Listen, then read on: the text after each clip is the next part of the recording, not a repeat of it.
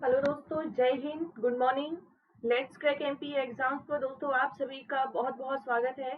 मैं वैशाली दुबे आप सभी का बहुत बहुत स्वागत करती हूँ लेट्स क्रैक एमपी एग्जाम्स पर, जहाँ दोस्तों ये हमारी टॉप एजुकेटर टीम है जो लगातार आपके हर एक सब्जेक्ट के हर एक टॉपिक को कवर करा रहे हैं।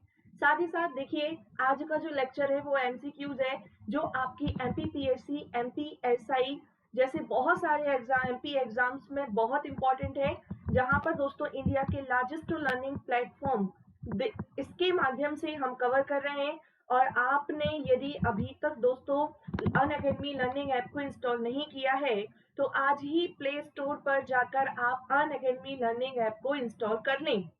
क्योंकि यदि हम बात करें कि फायदा क्या है, तो दोस्तों पहले आपको कैटेगरी आइकॉन में सिलेक्ट करना है आपका एमपीपीएससी एंड व्यापम। जो स्टेट पीएससी है उसमें आप सिलेक्ट करेंगे दोस्तों एमपीपीएससी एंड व्यापम। इस बात का बहुत ही ध्यान रखें क्योंकि ये एमपीएससी होता है महाराष्ट्र पीएससी, जबकि एमपीपीएससी और व्यापम जो है, क्योंकि हमारे एमपीपीएससी के साथ व्यापम जुड़ा हुआ है, तो आप इसको जरूर सिलेक्ट करें। क्या फायदा है आखिरकार सब्सक्रिप्शन लेने का? तो दोस्तों एक होती है स्पेशल क्लास जो बिल्कुल फ्री होती है और एक होती है प्लस क्लास। और प्लस क्लास के लिए दोस्तों आपको सब्सक्रिप्शन लेना पड़ता है, और ये सब्सक्रिप्शन आप 1 ईयर 2 ईयर सब्सक्रिप्शन के माध्यम से आप MPPSC pre plus mains with answer writing classes, साथ ही साथ MPPSC prelims, MPSI, MP labour inspector, MP police, MP jail पहरे जैसे एग्जाम्स की तैयारी भी आप कर सकते हैं, जहां पर आपको प्लस 50 टॉप एजुकेटर टीम हमारी देखिए आपको प्लस पर पढ़ा रही है। साथ ही साथ दोस्तों 20 नवंबर से 20 नवंबर से मेरा प्लस पर भी बैच कोर्स स्टार्ट हो रहा है। करंट अफेयर्स की मैगजीन आपको प्रोवाइड करवाई जा रही है जिसका नाम है वर्चस्व। T20 क्विज के माध्यम से आप अपने पेपर का एनालिसिस कर सकते हैं, और वर्चस्व जो मैगजीन है वो आपको करंट अफेयर्स की प्रोवाइड कराई जा रही है। सब्सक्रिप्शन के लिए दोस्तों आप मुझसे कांटेक्ट भी कर सकते हैं, और एक सब्सक्रिप्शन के माध्यम से कोड मेरा यूज करें, और उसके बाद आप क्या कर सकते हैं, सभी एजुकेटर्स के लेक्चर को देख सकते हैं। साथ ही साथ मेरे तो देख ही पाएंगे। लाइव क्लासेस होती है हमारी, लाइव नहीं देख पाते हैं तो आप ऑफलाइन वॉच कर सकते हैं, जहां पर आप मुझे अनअकैडमी पर वैशाली दुबे के नाम से फॉलो भी कर सकते हैं, है ना। देखिए, यदि आप एमपी की पॉलिटी, एमपी की ज्योग्राफी डिटेल में पढ़ना चाहते हैं, एमपी हिस्ट्री, एमपी पॉलिटी, आपदा प्रबंधन, जो आपदा प्रबंधन डिजास्टर मैनेजमेंट है वो मैंने यूट्यूब पर भी कवर कराया है, और स्पेशल क्लासेस में कवर कराया है। यदि प्लस क्लासेस की बात करूं तो प्लस पर मेरी एमपी एंशिएंट की आपको लेक्चर मिल जाएंगे, मध्य प्रदेश का प्राचीन इतिहास, और 20 नवंबर से जो बैच स्टार्ट हो रहा है हेल्थ एंड एजुकेशन, ये भी आपको देखने को मिलेगा। कोड जरूर याद रखें, वैशाली 10 याद रखें। मॉर्निंग में सुबह 8 बजे एमपीपीएससी प्री प्लस मेंस, जिसमें अभी कला और संस्कृति चल रहा है। 10 बजे से साइंस एंड टेक्नोलॉजी की क्लास होती है, और 4 बजे इंडियन इकोनॉमी की क्लास होती है। दोस्तों ये लेक्चर जो कि रिकॉर्डेड है, इस वजह से मैं आपके तुरंत क्वेश्चन आंसर का रिप्लाई नहीं दे क्वेश्चन का आंसर नहीं दे पा रही हूँ, लेकिन बिल्कुल आज आपको कोई भी किसी भी प्रकार की असुविधा नहीं होगी। 1 ईयर सब्सक्रिप्शन फीस है 7,920 रुपए, और 2 साल की जो सब्सक्रिप्शन फीस है दोस्तों 11,520, और ये आपको 10% डिस्काउंट के बाद है जब आप कोड यूज करेंगे वैशाली 10। तो इसको ना भूलें, इसको जरूर याद रखें, वैशाली 10 VAISHALI 1 और 0 याद रखें।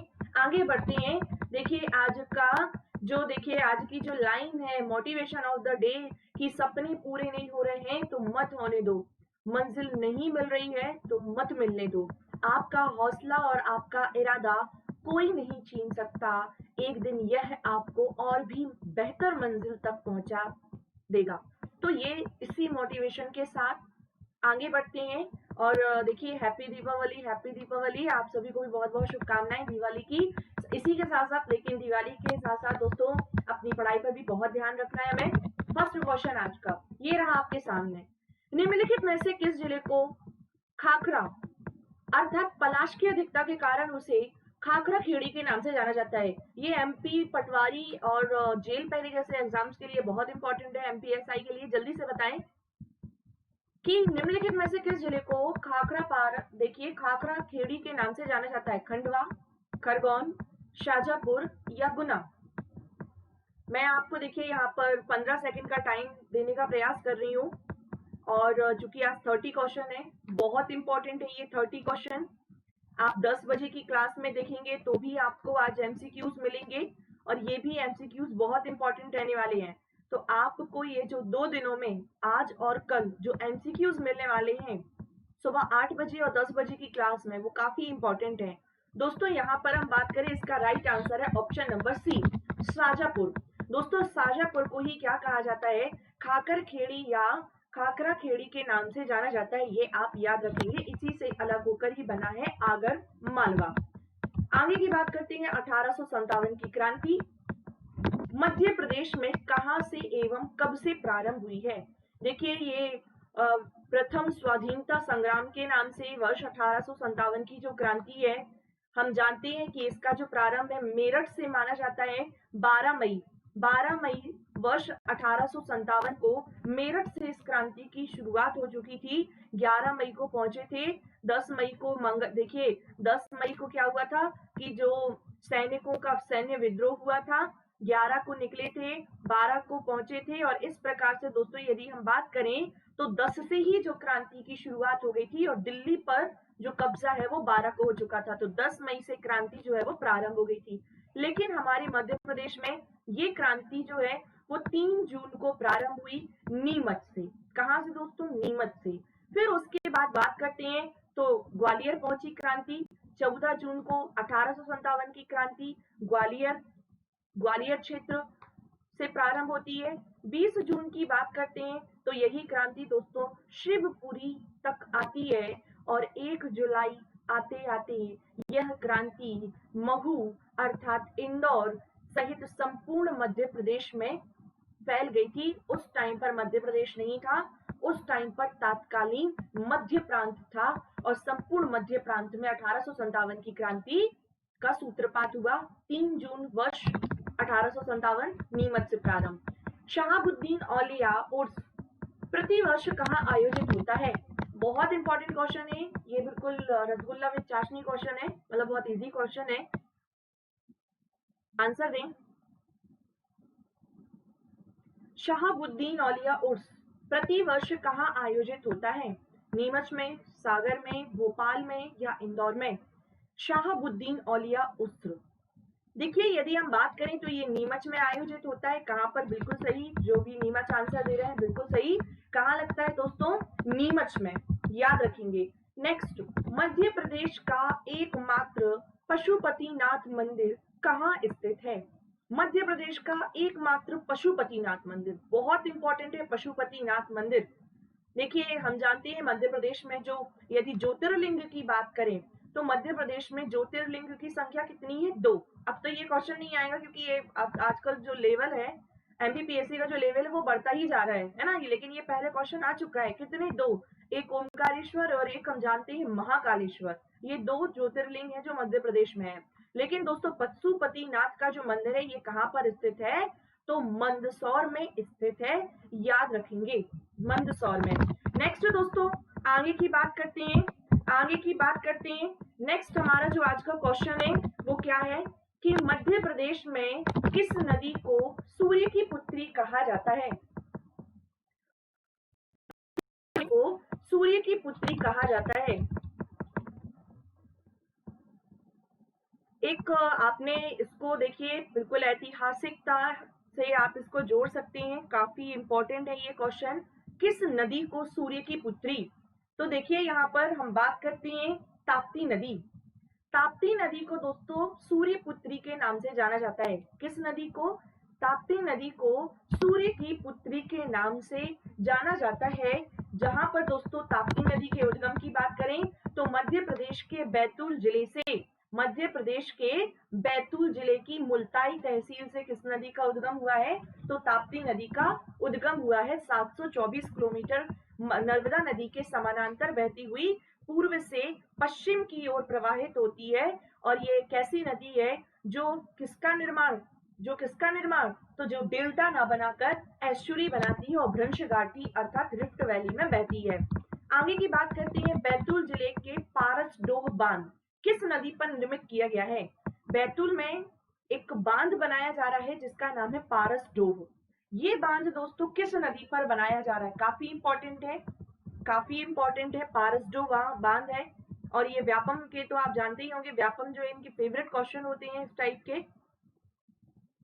बिल्कुल जल्दी से आंसर दें सभी। पारसडो बांध किस नदी पर निर्मित किया गया था? देखो नाम से ही स्पष्ट है, बैतूल। बैतूल है तो इतना तो पता ही होगा, बैतूल से ही निकलती है ताप्ती नदी। बैतूल से ही कौन सी नदी निकलती है? ताप्ती नदी। तो यदि थोड़ा बहुत लिंक कर पा रहे हो तो बिल्कुल आंसर सही है कि ताप्ती नदी पर ही दोस्तों पारसडोह बांध निर्मित किया गया है बैतूल जिले में। आगे की बात करते हैं, केन नदी के उद्गम की बात करते हैं कि केन नदी का उद्गम कहाँ से हुआ है। 1 मिनट का टाइम दे लेकिन मुझे, है ना, थोड़ा सा टाइम देंगे।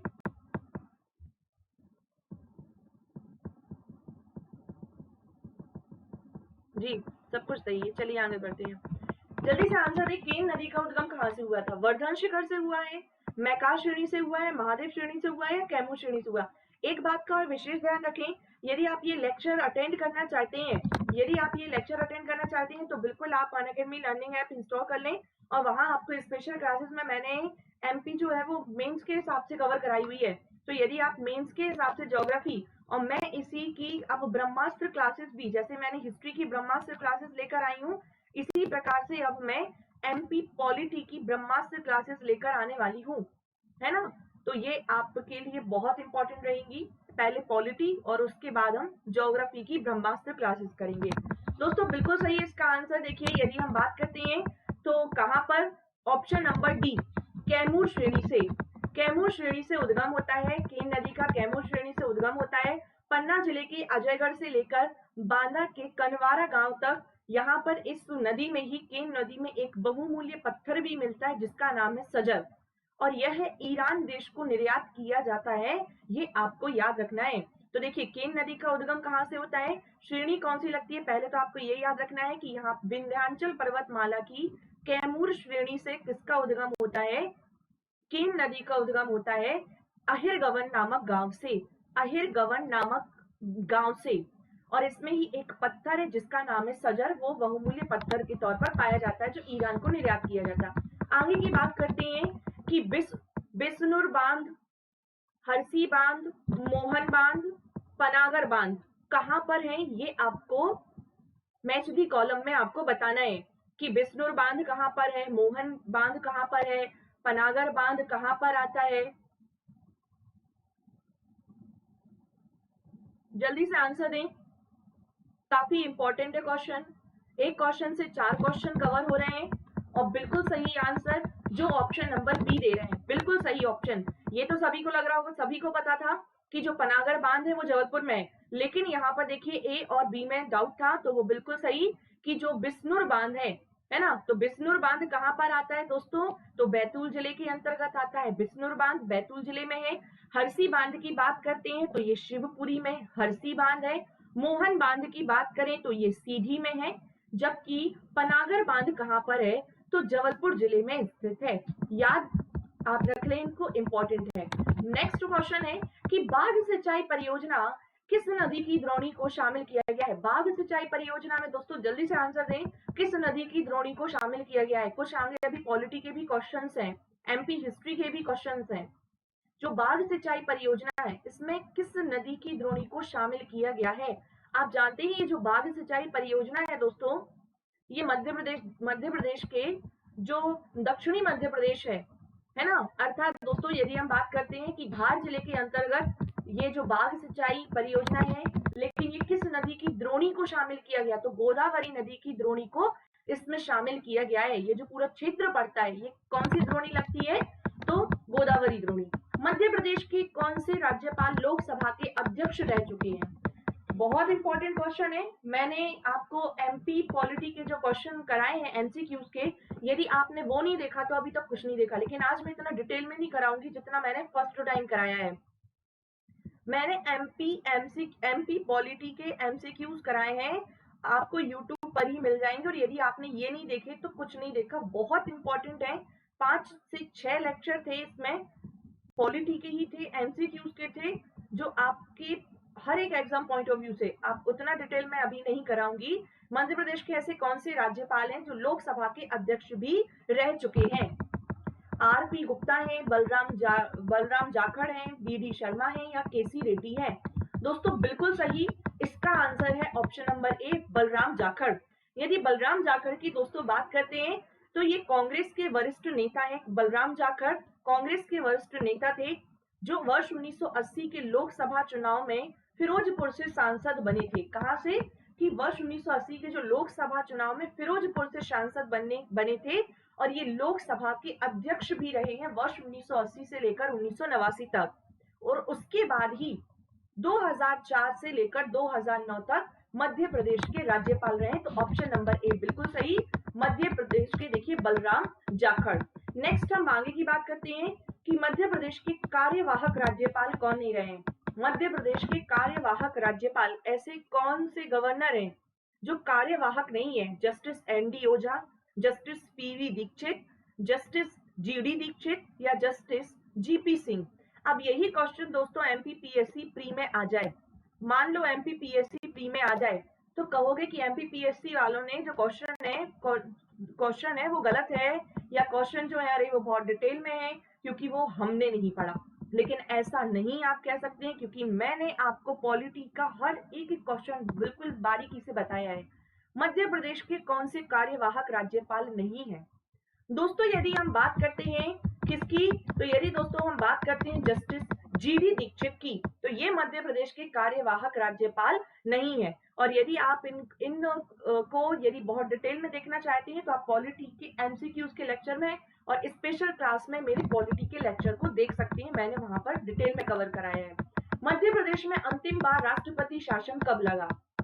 राष्ट्रपति शासन की बात कर रहे हैं। यहाँ पर देखिए हम जानते हैं कि जो राष्ट्रपति शासन है वो आर्टिकल 356 जब राज्यपाल को ऐसा लगने लगता है, राज्यपाल की स्वविवेकी शक्ति के अंतर्गत आता है राष्ट्रपति शासन, कि जब राज्यपाल को ऐसा लगने लगे कि राज्य का संवैधानिक तंत्र विफल हो चुका है, यहाँ पर कोई भी सरकार सही तरीके से काम नहीं कर रही है, तो राज्यपाल ही क्या करता है, राष्ट्रपति से अपने राज्य में आर्टिकल 356 का प्रयोग करने के लिए कहता है।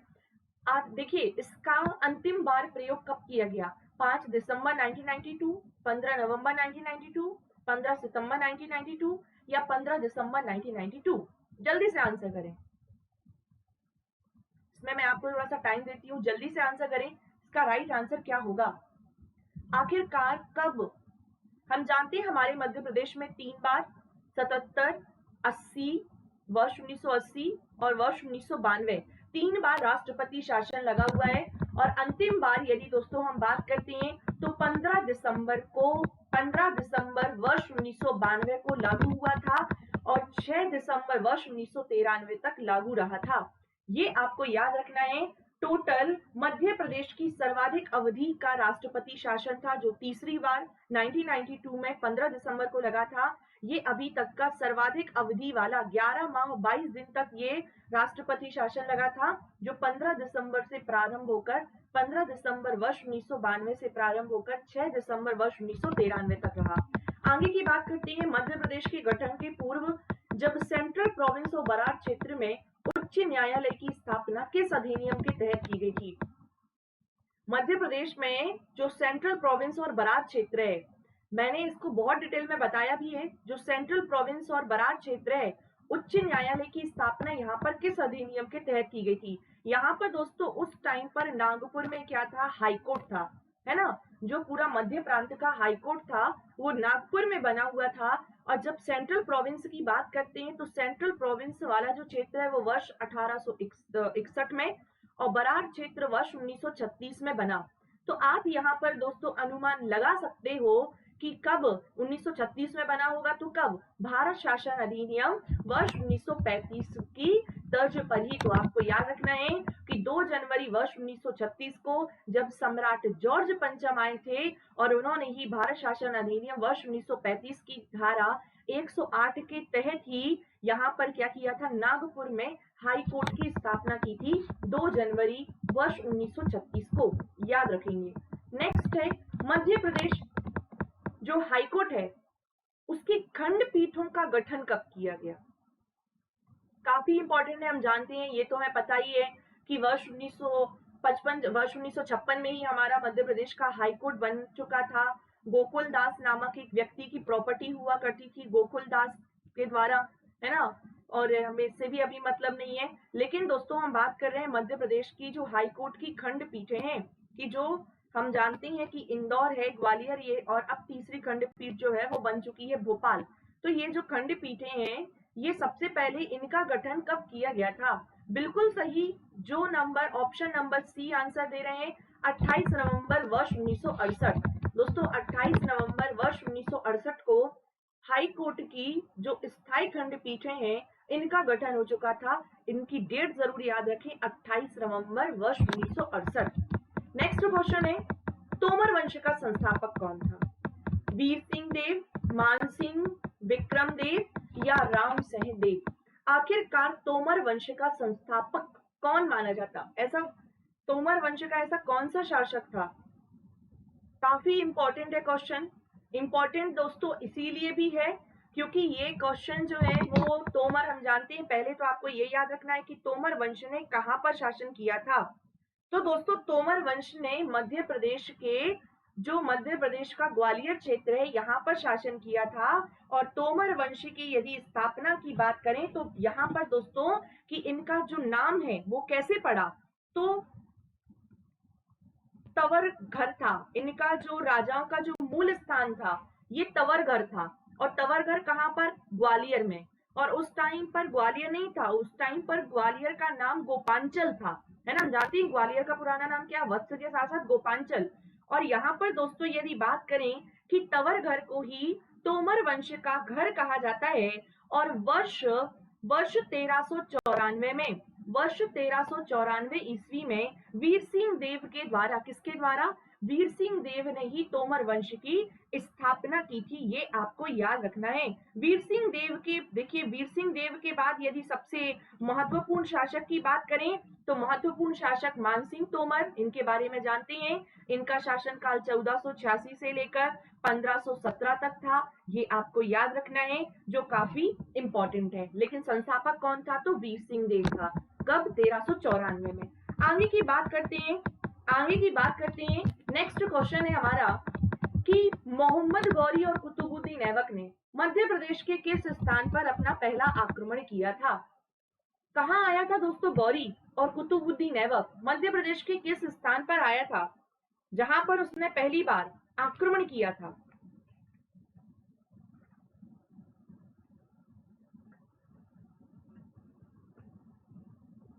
हम जानते हैं कि यदि बात करते हैं दोस्तों, चूंकि यहाँ पर ऑप्शन में आपको लग रहा होगा ग्वालियर भी है, त्रिभुवनगढ़ भी है, तो आप याद रखेंगे इसका आंसर त्रिभुवनगढ़ होगा, क्योंकि ग्वालियर के अंतर्गत ही आता है दोस्तों त्रिभुवनगढ़। जहां पर वर्ष 1195 ईस्वी में किसके द्वारा? तो मोहम्मद गौरी और कुतुबुद्दीन ऐबक के द्वारा ग्वालियर की ही त्रिभुवनगढ़ पर आक्रमण किया गया था। और यहाँ के राजा कौन थे? संलक्षण देव या लोहंग देव, इस पर आक्रमण किया था, है ना। और इस प्रकार से इन्हें सफलता प्राप्त हुई थी और लोहंग देव को, या जो संलक्षण देव को पराजित कर दिया गया था। लोहंग देव या संलक्षण देव को पराजित कर दिया गया था और गौरी ने त्रिभुवनगढ़ पर कब्जा कर लिया। फिर उसके बाद इल्तुतमिश की बात करते हैं। इसने विदिशा पर, इल्तुतमिश के द्वारा विदिशा पर आक्रमण कब किया गया? भेलसा पर, भेलसा मतलब विदिशा पर। दोस्तों इल्तुतमिश के द्वारा भेलसा अर्थात विदिशा पर आक्रमण कब किया गया? ये काफी इंपॉर्टेंट है, यदि ये डायरेक्ट सन के रूप में क्वेश्चन आ जाए तब आपको पता होना बहुत जरूरी है।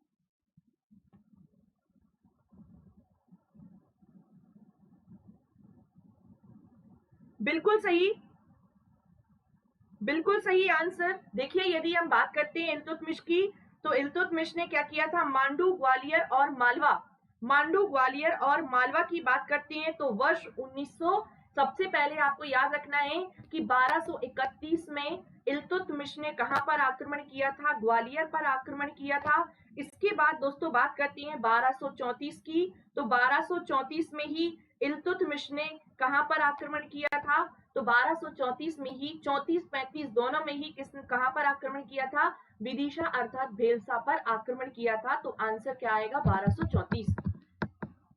अलाउद्दीन खिलजी ने मालवा पर आक्रमण कब किया? ये क्वेश्चन आपके देखिए एमपीएसआई, जेल पहरी जैसे एग्जाम्स के लिए बहुत इंपॉर्टेंट है। इनके महत्व को समझें। यदि सन याद नहीं होते हैं तो 2 से 3 बार लिख लिख के देखें कि अलाउद्दीन खिलजी के द्वारा मालवा पर कब आक्रमण किया गया था? अलाउद्दीन खिलजी ने मालवा पर कब आक्रमण किया है? दोस्तों देखिए यहाँ पर मालवा की बात करते हैं, अलाउद्दीन खिलजी की बात करते हैं, तो आप जानते ही होंगे यहाँ का जो शासक था जिसका नाम क्या था? हरनंद, है ना। और यहाँ पर इसने हरनंद वर्सेस अलाउद्दीन खिलजी का सेनापति जिसका नाम था ऐनुल मुल्क को भेजा कि जाओ बेटा हरनंद कोका को पराजित करके आओ, ऐनुल मुल्क। तो यहाँ पर दोस्तों वही हुआ। उसके बाद फिर मालवा की लूट के बाद ये कहाँ गया इल्तुतमिश? ऐनुल मुल्क दमोह क्षेत्र में गया और दमोह के ही यहाँ पर दमोह और जबलपुर क्षेत्र पर आक्रमण किया। किसने? अलाउद्दीन खिलजी ने। और इन पर जीत भी हासिल की क्योंकि दमोह जिले से 28 किलोमीटर दूर एक गांव है जिसका नाम है सलैया, और सलैया नामक ग्राम से दोस्तों यहाँ पर एक शिलालेख प्राप्त हुआ है। और इसी शिलालेख में क्या कहा है? ये जो शिलालेख मिला है ये इससे जानकारी मिलती है कि अलाउद्दीन खिलजी का जो अधिपत्य है वो दमोह जबलपुर क्षेत्र पर था। तो वर्ष 1305 में सबसे पहले अलाउद्दीन खिलजी ने कहां पर आक्रमण किया था? मालवा क्षेत्र पर। याद रखेंगे मालवा का शासक कौन था? हरनंद कोका। और अपना सेनापति कौन था इसका? तो इसका सेनापति था ऐनुल मुल्क। मध्य प्रदेश का धान अनुसंधान केंद्र कहाँ स्थित है?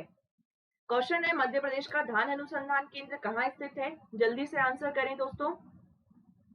मध्य प्रदेश का धान अनुसंधान केंद्र, देखिए हम जानते हैं कि धान अनुसंधान केंद्र मध्य प्रदेश का बिल्कुल सही आंसर कहां पर है? तो बड़वानी, बिल्कुल सही है।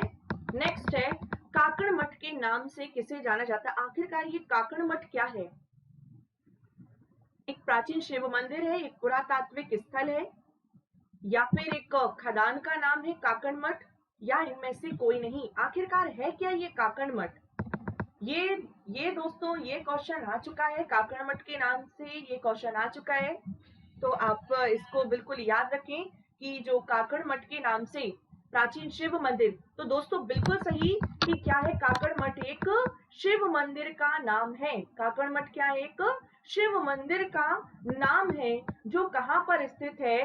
तो जो दोस्तों जो कहां पर स्थित है? तो नीमच में स्थित है। नेक्स्ट हम बात करते हैं संबलगढ़ का किला। संबलगढ़ का किला एवं पहाड़गढ़ का किला, ये दोस्तों पटवारी एग्जाम में आ चुका। अटेर का किला, संबलगढ़ का किला और पहाड़गढ़ का किला। मेरी ही फ्रेंड को आया था संबलगढ़ का किला। जल्दी से आंसर दें। संबलगढ़ का किला और पहाड़गढ़ का किला कहाँ स्थित है? और एक और अटेर का किला आता है भिंड में। अटेर का किला कहाँ आता है? भिंड में। पड़ावली, मितावली, संबलगढ़ का किला, पहाड़गढ़ का किला, ये दोस्तों कहाँ के पार्ट हैं? तो ये सभी मुरैना जिले के भाग हैं। संबलगढ़ का किला, पहाड़गढ़ का किला, मितावली, पढ़ावली, ये कहाँ के हैं? तो संबलगढ़ का किला मुरैना में, और अटेर का किला, अटेर का किला कहाँ पर? भिंड में। आगे की बात करते हैं कि मध्य प्रदेश सरकार के द्वारा शहीद मंदिर का निर्माण 2007-2008 में मध्य प्रदेश में शहीद मंदिर का निर्माण किया जा रहा है, जो राम प्रसाद बिस्मिल जी की स्मृति में। जानते होंगे राम प्रसाद बिस्मिल जी का नाम।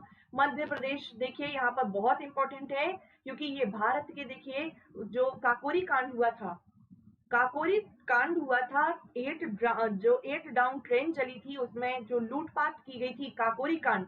तो देखिए आपको याद रखना जो वर्ष 1925 में राम प्रसाद बिस्मिल जी को फांसी दी गई थी, तो इनकी ही याद में मध्य प्रदेश में शहीद मंदिर का निर्माण करवाया जा रहा है। लेकिन कहाँ? मुरैना में, रायसेन में, इंदौर में या भोपाल में? कहाँ पर दोस्तों निर्माण करवाया जा रहा है शहीद मंदिर का? बिल्कुल सही, जो ऑप्शन नंबर ए दे रहे हैं दोस्तों मुरैना में। याद रखेंगे 2007-2008 में मध्य प्रदेश सरकार के द्वारा अर्थात मामा जी के द्वारा इनका शहीद मंदिर का निर्माण करवाया गया। होलकर रियासत में टोटल 30 क्वेश्चन है। होलकर रियासत में कितनी महिलाओं ने शासन किया? 1, 2, 3, 4। हम जानते हैं दोस्तों होलकर रियासत की बात बहुत डिटेल में हमने होलकर रियासत को कवर किया है।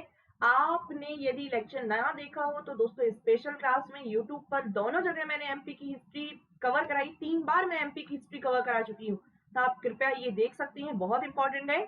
मध्य प्रदेश की यदि बात करें होलकर रियासत, तो हम जानते हैं कि पहले जो होलकर रियासत थी मल्हार राव होलकर के द्वारा इसके संस्थापक माने जाते हैं। महेश्वर पहले इनकी राजधानी थी। फिर उसके बाद आती हैं, देखिए, देवी अहिल्याबाई। और देवी अहिल्याबाई, क्योंकि ये देवी की उपाधि किसने, इंदौर की जनता के द्वारा दी गई थी। और अहिल्याबाई ये कहाँ लेकर गई थी, इंदौर राजधानी लेकर गई थी। और इसके अलावा एक आती है तुलसाबाई, है ना। तो चाहे दोस्तों तुलसाबाई की बात करें, देवी अहिल्याबाई की बात करें, तो 2 महिलाएं ऐसी हैं जिन्होंने होलकर रियासत पे शासन किया था। और तुकोजी तृतीय क्या रहे हैं, अंतिम होलकर शासक। नेक्स्ट, 1857 की क्रांति का नेतृत्व सागर से किसने किया था, सागर अथवा सागर जिले से किसने किया था। सागर खान ने, लाल पद्मधर सिंह ने, शेख रमजान ने, या ठाकुर रणवत सिंह ने। देखो यदि आपको ये चारों पता है, यदि आपको इसका आंसर नहीं पता, तो आप बिल्कुल क्या कर सकते हो, गैसिंग कर सकते हो। आप यहाँ पर अपनी जो रिवीजन है वो दिखा सकते हो। हम पर पढ़कर आए थे कि ठाकुर रणमत सिंह सतना जिले के मणिकहरी, है ना, मणिकहरी नामक गांव के थे, तो सतना से थे ये। फिर उसके बाद लाल पद्मधर सिंह, तो हम ये भी पढ़कर आए थे कि जो लाल पद्मधर सिंह है ये भी कहाँ के थे, तो इनका संबंध भी 1857, देखो जो प्रद्युमन सिंह थे, इनके पापा कौन थे, प्रद्युमन सिंह, भारत छोड़ो आंदोलन में पार्टिसिपेट किया था, तो इनका जो क्षेत्र था वो भी सतना था। सादत खां का क्षेत्र क्या था, महू था। शेख रमजान का क्या था, सागर। तो आप बिल्कुल इसका आंसर क्या आएगा, शेख रमजान। नेक्स्ट, पंडित हरिशंकर ब्रह्मचारी के नाम से किसने अंग्रेजों का विद्रोह किया था, पंडित हरिशंकर ब्रह्मचारी। और मुझे आप कमेंट बॉक्स में जब आपके पूरे 30 क्वेश्चन हो जाए तो आप सभी बताएं जरूर कि आपके कितने क्वेश्चन सही थे, है ना। मैं बिल्कुल आपकी जो आप देख रहे हैं अभी क्लास, मैं बिल्कुल आपके कमेंट को देख रही हूँ, है ना। माना कि आज जो है वो लाइव क्लास नहीं है, लेकिन मैं बिल्कुल रिकॉर्डेड सेशन है, लेकिन मैं बिल्कुल आपके क्वेश्चन आंसर जो है वो देख रही हूँ कि कौन कितने आंसर सही दे रहा है। तो पंडित हरिशंकर ब्रह्मचारी दोस्तों, हुआ ये था कि जैसे ही चंद्रशेखर आजाद, है ना, कि जो बम्ब विधानसभा बम्ब असेंबली कांड हो गया, फिर उसके बाद दोस्तों यदि बात करते हैं कि लगातार यहाँ पर क्रांतिकारी गतिविधियों में पार्टिसिपेट कर रहे थे चंद्रशेखर आजाद, इन्हें वही बात थी कि पुलिस जो है वो इनके पीछे पड़ी हुई थी, तो ये आए थे कहाँ पर, मध्य प्रदेश के ओरछा में। हरिशंकर ब्रह्मचारी के नाम से इन्होंने क्या किया, वहां पर रहकर ही अंग्रेजों का विद्रोह किया। तो ये आपको याद रखना है। इसका राइट आंसर क्या है, तो चंद्रशेखर आजाद है जो हरिशंकर ब्रह्मचारी के नाम से ओरछा में रही थी। नेक्स्ट क्वेश्चन की बात करते हैं, नमक सत्याग्रह की शुरुआत कब हुई। नमक सत्याग्रह की शुरुआत दोस्तों कब हुई, वर्ष 1923 में, 1928 में, 1930 में, या वर्ष 1932 में। नमक सत्याग्रह, नमक सत्याग्रह की शुरुआत कब हुई। देखिए यहाँ पर इससे जब हम बात करते हैं दांडी मार्च की बात करते हैं, या दोस्तों दांडी मार्च के अलावा जब हम सविनय अवज्ञा आंदोलन की बात करते हैं कि चूंकि अंग्रेजों के द्वारा अब नमक पर भी कर लिया जाने लगा था, और इसी एवज में 12 मार्च 1930 को गांधी जी 385, है ना, 385 मील की यात्रा करते हुए अपने 78 अनुयायियों के साथ जाते हुए, जो अहमदाबाद के साबरमती आश्रम से प्रारंभ हुई थी, जिसे सत्याग्रही आश्रम के नाम से जाना जाता है, और कहां पर, नौसारी जिले के दांडी तक। नौसारी जिले गुजरात में, नौसारी जिले के दांडी तक पैदल यात्रा करते हैं, और ये पहुंचते हैं 5 अप्रैल वर्ष 1930 को, और 6 अप्रैल को नमक बनाकर नमक कानून को तोड़ते हैं। और जिसमें हमारे मध्य प्रदेश की बात करें तो मध्य प्रदेश के जबलपुर में नमक सत्याग्रह की क्या हो जाती है, शुरुआत होती है द्वारिका प्रसाद मिश्र जी के द्वारा, है ना, ये हम पढ़कर भी आए थे। इसके बाद सिवनी और संपूर्ण मध्य प्रदेश में जो है वो नमक सत्याग्रह, नमक बना बनाकर कानून तोड़े गए। जबकि 1923 में क्या होता है, झंडा सत्याग्रह। 1923 में क्या है, झंडा सत्याग्रह। आगे की बात करते हैं, रतलाम प्रजा परिषद का गठन कब किया गया। देखो यही क्वेश्चन है, भोपाल प्रजामंडल का गठन कब किया गया, रतलाम प्रजामंडल का गठन कब किया गया, रतलाम स्त्री प्रजा परिषद का गठन या परिषद का गठन कब किया गया, झाबुआ परिषद का गठन कब किया गया। यही वो क्वेश्चन है, अंजुमन खुदा में वतन का गठन कब किया गया, तो यदि आपने ना देखा हो तो आप मध्य प्रदेश ब्रह्मास्त्र की 9वीं क्लास देख सकते हैं, 9th और 10th क्लास देख लें आप, है ना, 9वीं या 10वीं क्लास देख लें तो आपको ये टॉपिक कवर हो जाएगा, आधुनिक भारत कवर हो जाएगा, है ना, आपको यूट्यूब पर ही मिल जाएंगी, सर्च करेंगे मिल जाएंगी। दोस्तों बिल्कुल सही, वर्ष 1935 में रतलाम प्रजा परिषद का गठन किया गया था, जबकि भोपाल प्रजा परिषद का गठन जो है या प्रजा मंडल है, भोपाल प्रजा मंडल का गठन वर्ष 1938 में, जबकि बात करते हैं रतलाम की तो वर्ष 1935 में। आगे की बात करते हैं, चावल आंदोलन कब और कहां प्रारंभ किया गया था? चावल आंदोलन याद आ रहा है कुछ? तिवारी जी याद आ रहे हैं कि नहीं आ रहे? तिवारी जी याद आ जाना चाहिए, चावल आंदोलन हो और तिवारी जी ना हो, याद आ रहा होगा, है ना। बहुत सारे लोग अभी जी जी भी बोल रहे होंगे। देखिए यहाँ पर यदि बात करते हैं चावल आंदोलन की तो त्रिभुवन तिवारी, कौन थे तिवारी में? त्रिभुवन तिवारी जी और भैरव प्रसाद उर्मलिया जी, त्रिभुवन तिवारी और भैरव प्रसाद उर्मलिया। ये दोस्तों यदि बात करते हैं, देखिए बहुत इंपॉर्टेंट है ये कि चावल पर क्या हो गया था, अवैध कर वसूली, और इसी कारण त्रिभुवन तिवारी और भैरव प्रसाद उर्मलिया जी के द्वारा 28 फरवरी विज्ञान दिवस के दिन 28 फरवरी वर्ष 1947 को खंडवा से ही क्या प्रारंभ किया जाता है? रीवा में, रीवा में चावल आंदोलन, ये भी आ सकता कहां पर, तो रीवा में चावल आंदोलन जो है वो प्रारंभ किया गया था, ये आप याद रखेंगे। नेक्स्ट, भोपाल का जलियांवाला बाग हत्याकांड। भोपाल का जलियांवाला बाग हत्याकांड, हम जानते हैं जलियांवाला बाग हत्याकांड जो है वो 13 अप्रैल वर्ष 1919 को, लेकिन भोपाल का जलियांवाला बाग हत्याकांड क्या था कि नवाबी सेना के बीच में और स्थानीय सेना के बीच में झड़प हो गई थी, और यहाँ पर दोस्तों यही किस नाम से जाना जाता है? यही जाना जाता है भोपाल का जलियांवाला बाग, है ना। तो जल्दी से, क्योंकि गोली मारकर यहाँ पर बहुत सारे लोगों की गोली मारकर हत्या हो गई थी, नवाब की सेना ने बैजनाथ गुप्ता, छोटे लाल एंड वीरधन सिंह, मंगल सिंह, विशाल सिंह, इनकी गोली मारकर हत्या कर दी थी 14 जनवरी वर्ष 1949 को, याद रखेंगे 14 जनवरी वर्ष 1949 को, है ना। नवाबी सेना और स्थानीय लोगों के बीच में झड़प हो गई थी।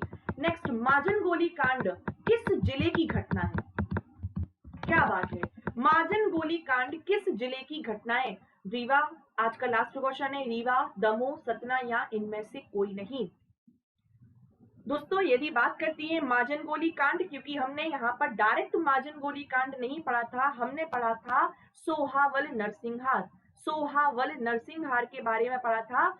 सोहावल नरसिंहार को ही माजन गोली कांड के नाम से जाना जाता है, मैंने आपको बताया भी था ये क्या हुआ था, एक बार फिर से सुन लीजिए, क्योंकि सतना जिले की घटना है ये, कि सतना जिले में ही 10 जुलाई वर्ष 1938 में, सतना जिले के ही, देखिए यहाँ पर सतना जिले में 10 जुलाई वर्ष 1938 को यहाँ पर लाल बुद्ध प्रताप सिंह के नेतृत्व में, जो लाल बुद्ध प्रताप सिंह के नेतृत्व में क्या चल रहा था, एक सभा का आयोजन किया गया था, जहां पर दोस्तों ब्रिटिश सैनिकों ने क्या किया था, गोली मारकर इस जनसभा की उपस्थित लोगों की हत्या कर दी थी, और इस प्रकार से दोस्तों इसे क्या जाना जाता है, माजन गोली कांड के नाम से जाना जाता है, क्योंकि ये माजन क्या था, माजन गांव के पास था, इसी कारण इसे माजन गोली कांड के नाम से जाना जाता। तो आंसर क्या आएगा, सतना आएगा।